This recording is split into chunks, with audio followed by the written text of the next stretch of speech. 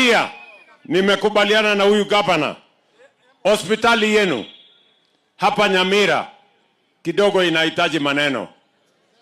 Iko chini kidogo. Sinema hiyo.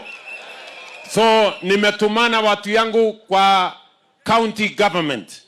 Wamefanya mambo ya survey na tumekubaliana ya kwamba hospitali yenu tunataka tuinue.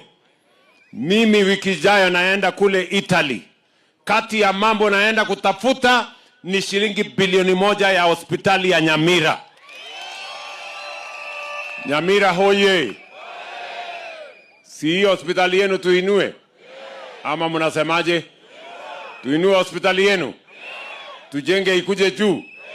Ama mnasemaje? Tuendelee ama tuendelee?